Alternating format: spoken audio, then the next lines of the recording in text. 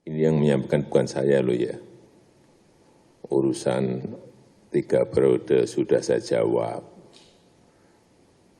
Begitu itu sudah dijawab, muncul lagi yang namanya perpanjangan. Juga sudah saya jawab. Ini muncul lagi jadi wapres. Itu dari siapa? Gitu loh. Kalau dari saya akan saya terangkan. Kalau enggak dari saya enggak mau nerangin.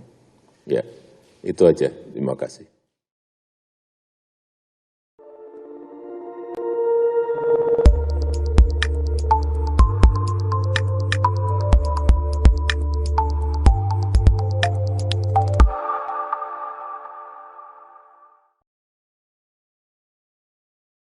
Assalamualaikum warahmatullahi wabarakatuh.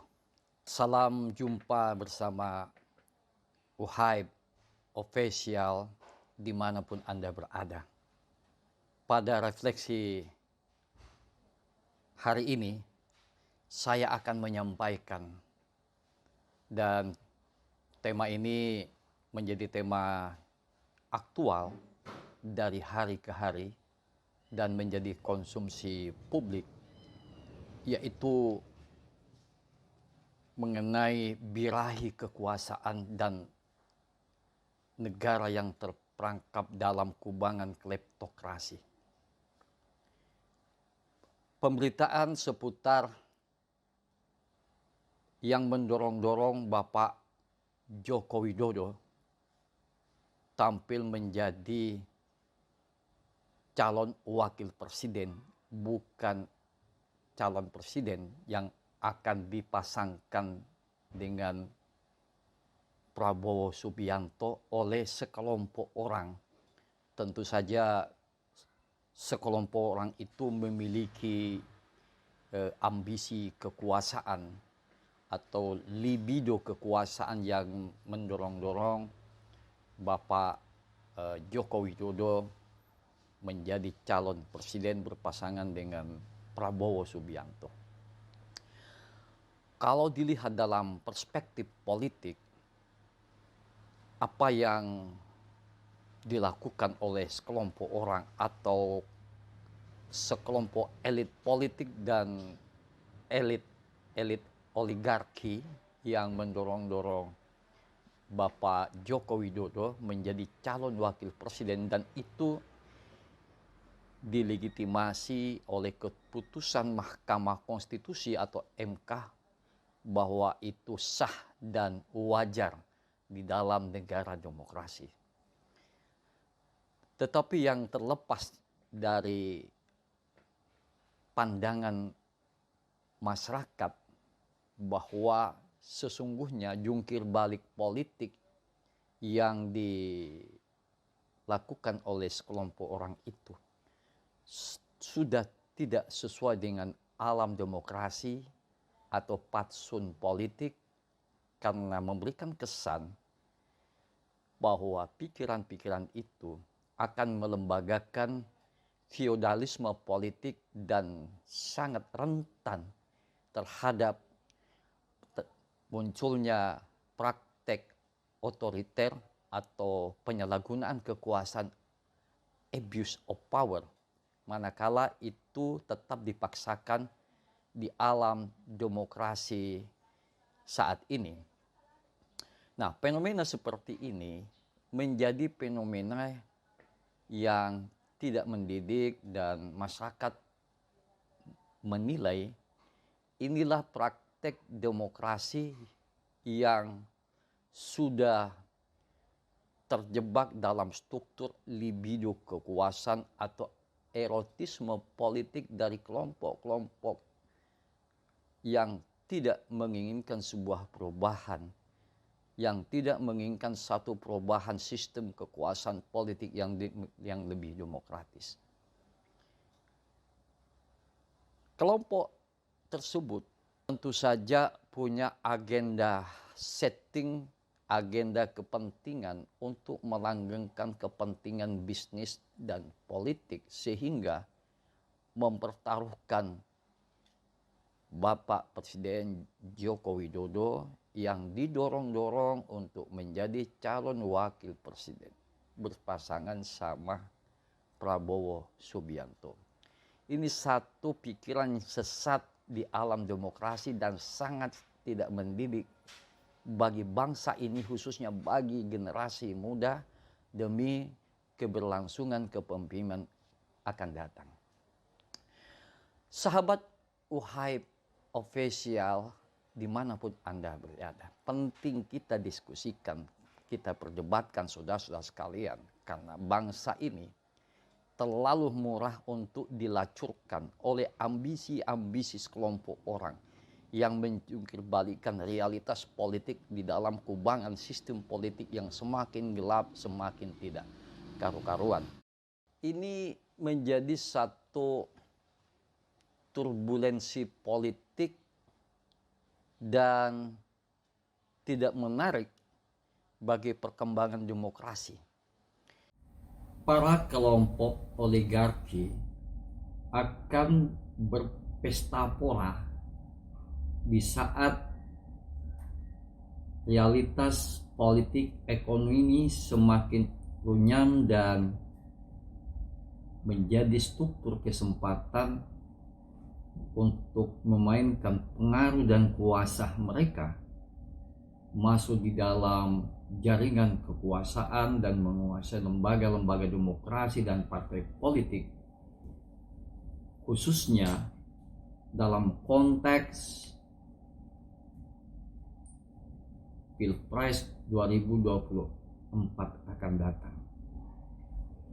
Seperti kita ketahui bahwa pengaruh oligarki di negeri ini sudah bukan rahasia lagi dan semua orang tahu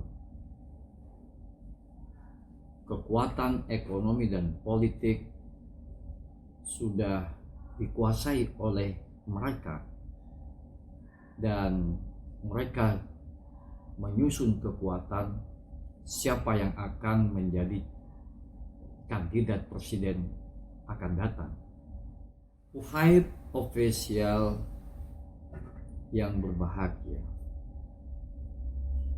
kalau kita bicara tentang perkembangan demokrasi di negeri hari ini, sangat menyedihkan dan memprihatinkan.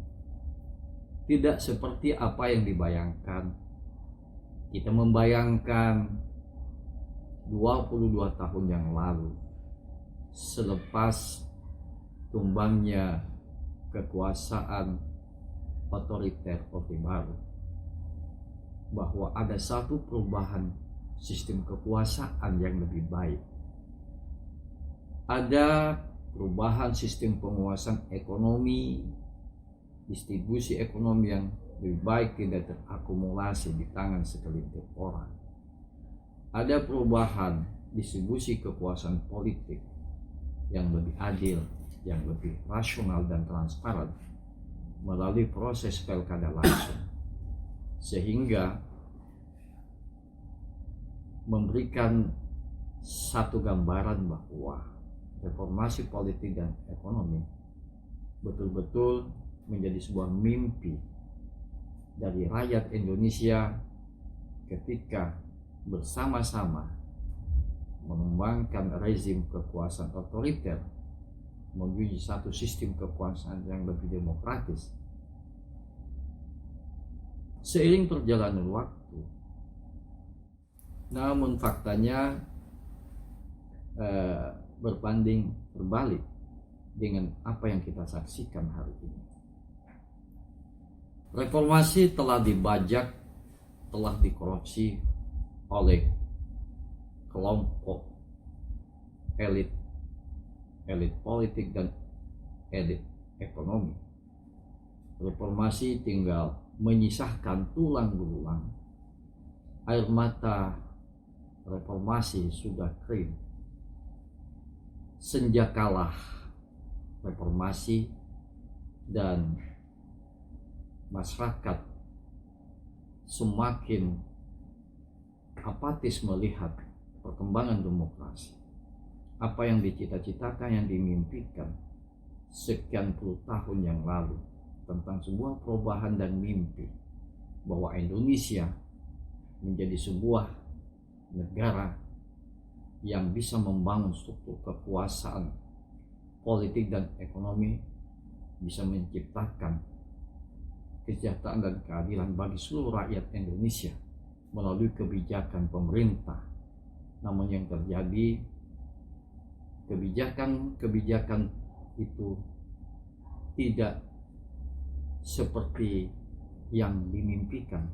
Justru hari ini, saat ini, perkembangan demokrasi semakin menuju lorong gelap dan masyarakat semakin apatis. Demokrasi hari ini hanya menguntungkan para oligarki, para kapitalis, para mafia, para maling, atau orang-orang yang memiliki jaringan kekuasaan dengan penguasa, atau orang-orang yang memiliki jaringan kekuasaan dengan para penegak hukum. Dan hukum semakin tidak berdaya, hukum semakin kehilangan eksistensinya bagaimana menciptakan rasa keadilan bagi masyarakat. Realitas seperti ini menjadi beban sejarah bagi bangsa ini, karena semua larut di dalam kegelapan pasar gelap demokrasi, dan masyarakat pun terperangkap ke dalam apatisme kolektif dan pragmatisme politik, dan masyarakat nyaris mengalami keputusasaan ketika sejumlah persoalan yang diciptakan oleh penguasa melalui sejumlah kebijakan justru menjadi beban sejarah, beban ekonomi bagi rakyat Indonesia. Terlalu komplit, terlalu runyam persoalan bangsa ini hari ini, baik dari aspek politik, ekonomi, dan penegakan hukum. Pada awal perbincangan tadi, saya memulai mengangkat isu mengenai upaya mendorong Presiden Jokowi menjadi calon wakil presiden. Ini satu catatan sejarah gelap bagi bangsa ini. Sepertinya bangsa ini sudah kehilangan moralitas politik yang lebih dikuasai oleh birahi kekuasaan atau libido kekuasaan ketimbang berpikir lebih wise, lebih jernih, lebih rasional demi ambisi-ambisi kelompok tertentu dan menciptakan bangsa ini semakin kalang kabut. Nah, fakta-fakta seperti ini kalau dibiarkan akan merusak tatanan kekuasaan dan bangsa ini semakin tidak bermoral.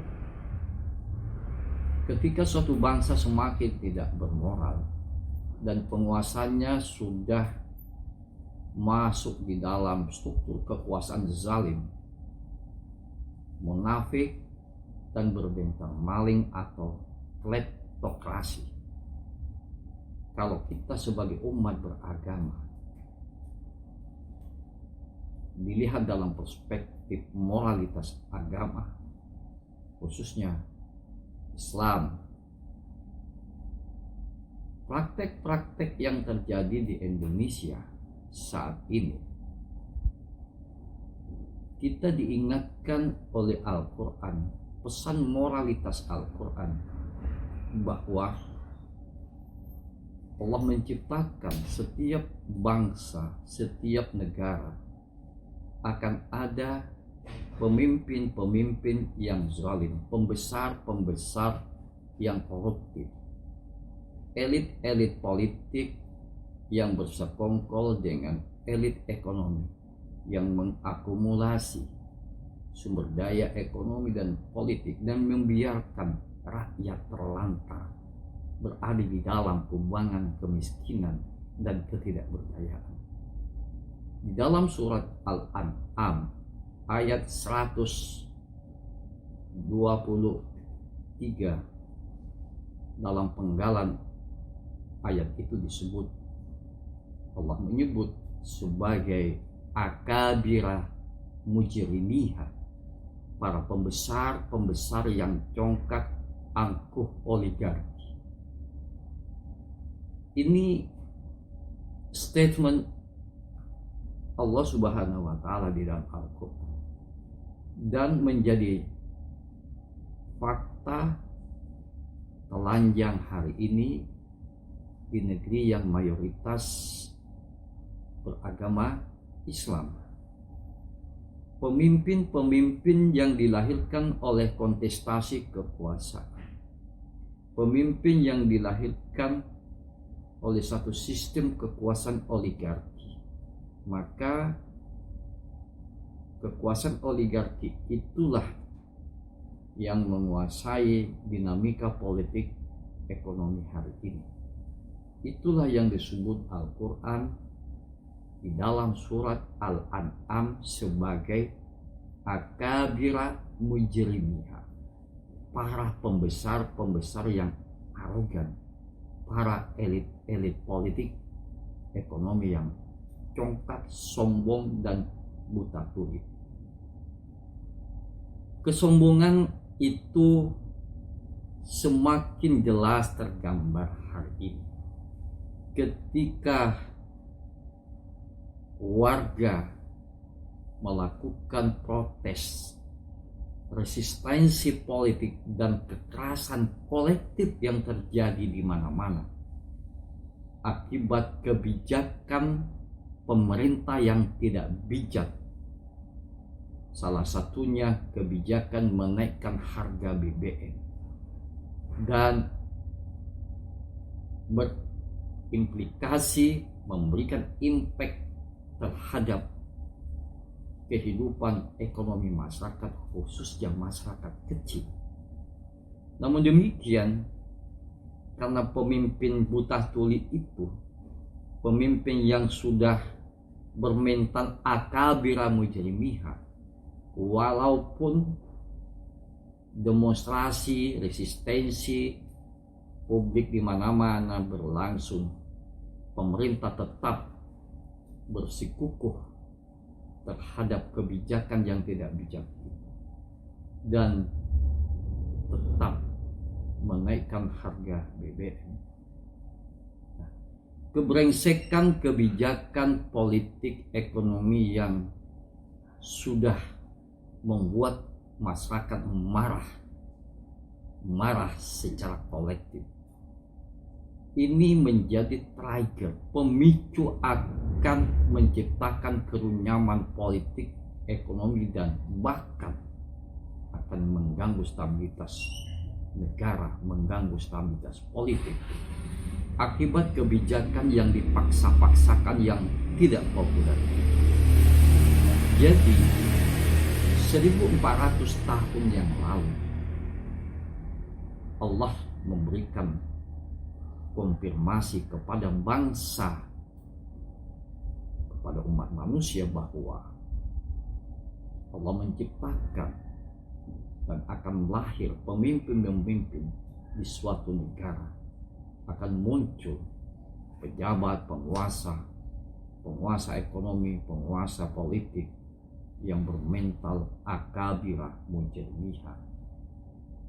Pemimpin yang bermental brengsek, bermental maling, bermental kleptokrasi. Penting kita diskusikan hari ini pembicaraan seperti ini, yaitu bagaimana erotisme dan birahi kekuasaan yang telah menyelimuti para pemangku kebijakan dan rakyat sepertinya hanya menjadi sebuah objek dari sebuah kebijakan-kebijakan yang tidak populer. Dan rakyat menjadi alat pemerasan dari sebuah kebijakan negara. Atas nama pengurangan subsidi BBM dan masyarakat diiming-iming dengan BLT yang gak jelas itu. Rakyat sepertinya menjadi pengemis di kampung halaman, menjadi pengemis di negeri ini atas nama BLT. BLT menjadi fanasia, BLT menjadi nyanyian dari para pejabat, seakan-akan BLT menjadi sebuah jawaban dari kenaikan harga BBM. Sama halnya nyanyian-nyanyian dari penguasa sebelum Presiden Jokowi. BLT ini menjadi satu obat mujarab untuk mengamputasi krisis ekonomi di tengah masyarakat. Jadi kayak malaikat yang bisa menyelamatkan. BLT menjadi satu malaikat yang bisa menyelamatkan dari kemarahan publik. BLT sudah dikapitalisasi, sudah dijadikan obat mujarab. Subsidi-subsidi BBM yang selama ini itu lebih banyak dinikmati para orang-orang yang punya, bukan rakyat miskin, rakyat yang hina, tetapi dinikmati oleh orang-orang kelas-kelas penguasa. Inilah kenyataan-kenyataan politik ekonomi bangsa hari. Kalau 22 tahun yang lalu, sekian puluh tahun yang lalu, kita menghayal sebuah perubahan dengan adanya reformasi, adanya desentralisasi, ternyata hanya mimpi di siang bolong, hanya sebuah kata-kata omong kosong. Justru hari ini praktek oligarki, praktek akabira mujrimiha itu lebih terstruktur. Bagaimana para kelompok bisnis mengendalikan jagat perpolitikan hari ini dan mendikte negara. Lebih-lebih bangsa ini sedang habis energi mendiskusikan, membicarakan soal kandidat presiden. Sepertinya tidak ada lagi diskusi yang lebih menarik. Diskusi soal kemiskinan, soal susahnya lapangan pekerjaan, bagaimana ibu-ibu hamil, bagaimana anak-anak yang mau kuliah tidak bisa mendaftarkan diri di sekolah-sekolah favorit karena persoalan biaya. Energi dan pikiran bangsa ini habis mendiskusikan soal siapa yang calon presiden. Dan perdebatan-perdebatan itu semakin telanjang dan terstruktur. Bagaimana akrobatik partai politik, lobi sana, lobi sini, sekedar mencari calon presiden dengan segala modus-modus persekongkolan politik. Bukan persekongkolan dengan rakyat, tetapi sekedar perbincangan di kalangan terbatas, yaitu elit-elit politik, para rezim partai politik, dan rakyat tidak terlibat di dalam perbincangan itu. Artinya hitam putih bangsa ini itu lebih dikendalikan, ditentukan oleh kelompok-kelompok tertentu. yaitu elit partai politik, elit kapitalis, oligarki, dan rakyat tidak pernah tahu, tidak pernah terlibat, dan rakyat nyaris sekedar menerima apa yang terjadi kini dan akan datang. Tentu saja bagi para oligarki, kandidat yang didukung tentu saja kandidat presiden yang bisa membela kepentingan gurita bisnis dan kekuasaan ekonomi mereka. Tidak mungkinlah para kaum oligarki itu mendukung calon presiden seperti Bung Anies Rashid Baswedan yang memiliki nalar yang lebih rasional, yang memiliki komitmen dan memiliki integritas moralitas. Nah, para oligarki akan mendukung calon presiden yang bisa melanggengkan kekuasaan politik. Saya yakin itu. Nah, oleh karena itu saudara sekalian, perdebatan persoalan presiden akan datang menjadi wacana yang selalu menarik. Masyarakat pun juga ikut menikmati perdebatan-perdebatan itu. Walaupun sesungguhnya masyarakat itu sudah bosan melihat semua itu. Masyarakat lebih realistis. Bagaimana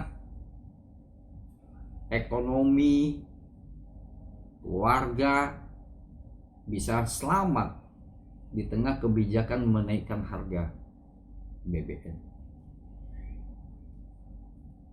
Nah, problem demokrasi hari ini karena persoalan sistem. Sistem yang didesain dalam konstruksi akabirah mujrimiha dalam bahasa Al-Quran. Di dalam ayat yang lain, di dalam surat Ibrahim ayat 24 sampai 26. Allah Subhanahu wa ta'ala memberikan sebuah gambaran atau metafor bahwa sebuah sistem kekuasaan itu harus dibangun bagaikan pohon kayu yang rindang, kamasali syajaratin thayyibatin asluha sabitun fil ardi wa far'uha bis sama. Secara moralitas agama di mata Al-Quran, sebuah kekuasaan atau sistem harus dikonstruksi dalam sebuah bangunan yang kokoh, yang rindang, yang tegak lurus, ibarat pohon kayu. Pohon kayu itu rantingnya dahannya menjulang tinggi, rimbun ke atas, dan akarnya kokoh di petalah bumi dan tidak mudah goyah kendati pun turbulensi ekonomi dan politik, karena memiliki fondasi moral yang kokoh, memiliki basis sejarah yang kuat, memiliki dukungan moralitas politik dari publik. Ini idealitas sistem kekuasaan di mata Al-Quran. Nah, ayat ini memiliki ada kelanjutan. Sebaliknya, sebuah sistem kekuasaan yang busuk, yang becek, yang rusak, yang arogan akan menjadi pohon kayu yang apa dan mudah tumbang dan goyang karena tidak memiliki dimensi moralitas yang kuat. Kamasali syajaratin khabisatin jetusat min fawqil ardi malaha min qalam. Jadi digambarkan oleh Al-Quran sebuah sistem yang bobrok, yang feodal, yang nepotis, yang koruptif, bagaikan pohon kayu yang busuk, ijtusat, dia mudah tercerabut, dia mudah tumbang. Ini persoalan waktu, soal tumbang atau tidak tumbang. Ini soal waktu. Ada dimensi ruang dan waktu. Nah, ketika kebobrokan dibiarkan, kezaliman itu dibiarkan, tidak ada lagi kekuatan kontrol, karena lembaga-lembaga demokrasi yang ada sudah terperangkap di dalam kebusukan struktur itu, maka cepat atau lambat itu akan tumbang.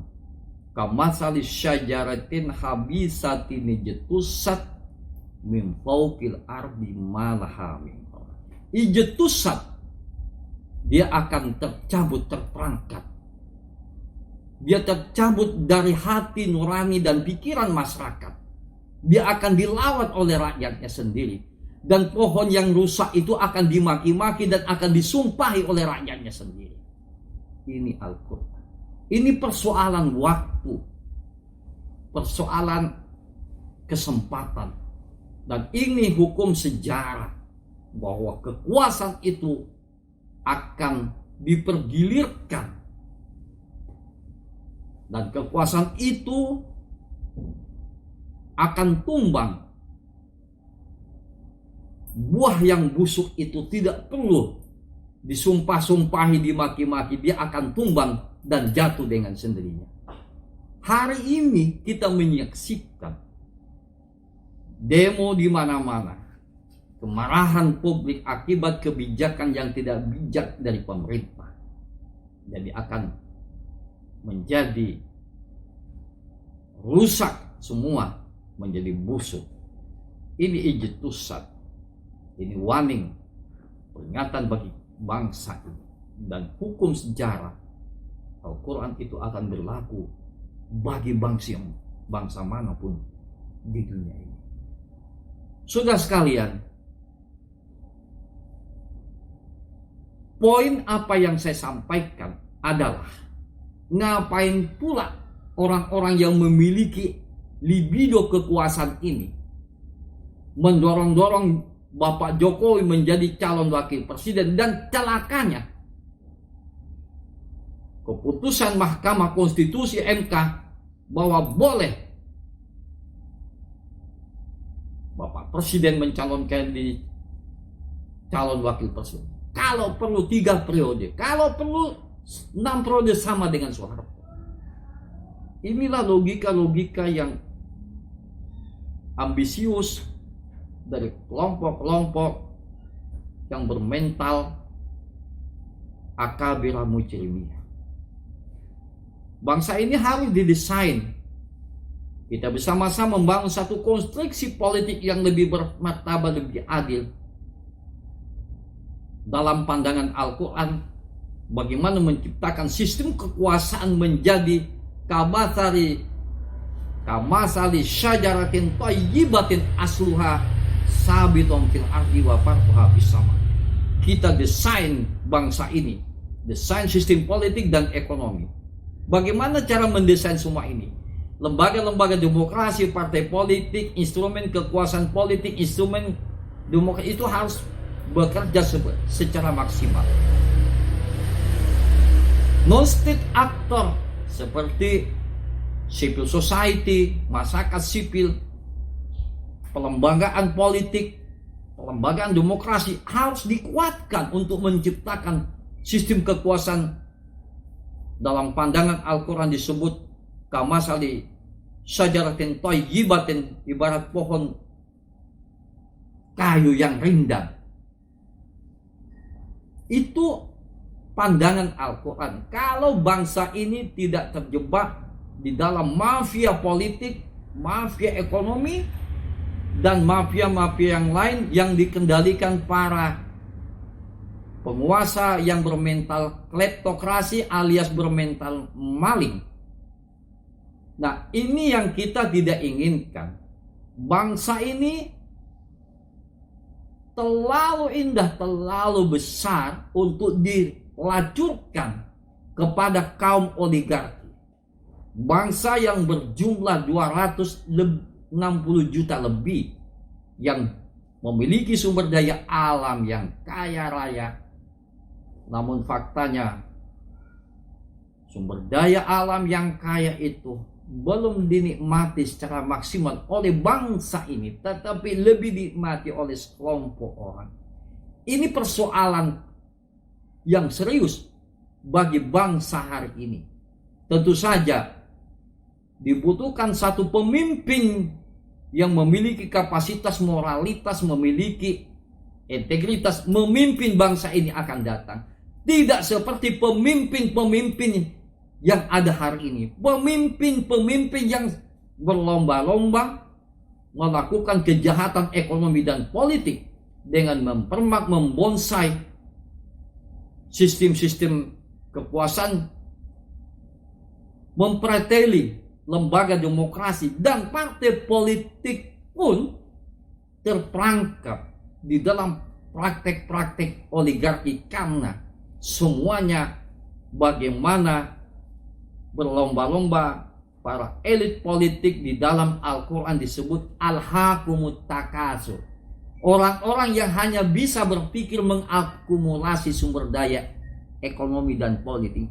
Kelompok al-hakumut takasur, kelompok-kelompok yang bermegah-megah dengan kekuasaan dan akumulasi ekonomi dan menzalimi rakyat. Salah satu bentuk kezaliman penguasa hari ini adalah menaikkan harga BBM. Saya malah curiga jangan-jangan harga BBM ini dikompensasikan untuk membiayai proyek IKN ibu kota negara di Kalimantan Timur. Jadi ada tukar tambah politik dan mengorbankan rakyat bangsa ini. Oke, kawan-kawan, sahabat Uhaib Official dimanapun Anda berada. Ini refleksi hari ini. Mari kita tetap gelorakan kritisisme. Mari kita tetap bersemangat mengkritisi kebijakan pemerintah yang tidak lagi berpihak kepada kepentingan publik. Inilah kebijakan yang akabira mujrimiha, kebijakan yang tidak bijak. Demikian yang bisa saya sampaikan melalui spesial Uhaib ini. Mudah-mudahan menjadi sebuah bentuk pencerahan, dan kami bersama tim tetap akan menampilkan pikiran kritis, gugatan-gugatan pemikiran untuk membangun literasi politik, memberikan pendidikan politik bagi kita semua, bahwa bangsa ini tidak terlalu jauh terperangkap di dalam kubangan oligarki yang sangat tidak menguntungkan bagi sebangsa ini. Channel ini supaya tetap aktual, supaya tetap berlanjut memberikan informasi-informasi yang kritis. Tolong sahabat Uhaib Official dimanapun Anda berada, men-share, like, dan subscribe agar supaya bisa menampilkan konten-konten yang berkualitas, yang bermutu dan menggelegar untuk membangun satu kecerdasan politik dan literasi politik bagi kita bersama. Demikian hari ini bisa saya sampaikan.